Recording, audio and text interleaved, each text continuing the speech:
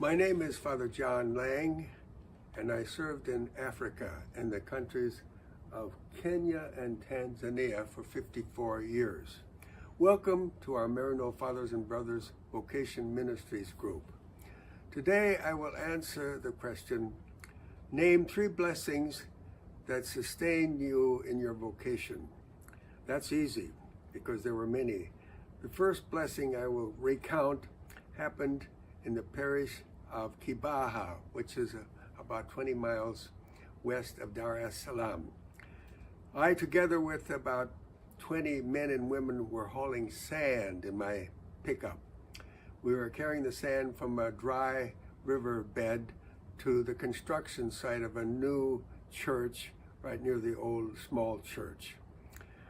One time when we were unloading the sand, I saw a woman carrying a chicken under her left arm and holding a basket with her right arm. In the basket, I presume, were cooking utensils and some other food to go along with the chicken. So on another trip unloading the sand, we saw another woman holding a chicken and also a basket. And then on a third trip, we saw the same thing, a third woman holding a chicken under her arm and a basket in her right arm. And they were going to cook dinner for me and a few of the elders.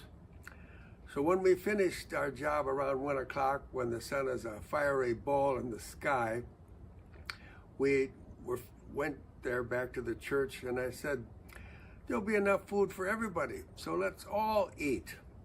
And so we gathered in a circle in the old little church, and I was so happy. I didn't offer Mass that day, but we surely had communion.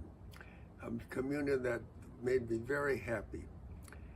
The second blessing is very similar. I was with a group of youth, about 25. We were working to harvest the corn of a catechist. And we worked all day long until evening. And then we went into the church and had Mass and communion. But after communion, we had a big circle and we all ate together. And it was that communion that really made me happy, when we were all eating together after a long day's work. The third blessing happened hundreds of times because I helped out in the slums of Nairobi for about 20 years and offered Mass, and we had about 1,500 people at each Mass, and they sang with all their heart and soul.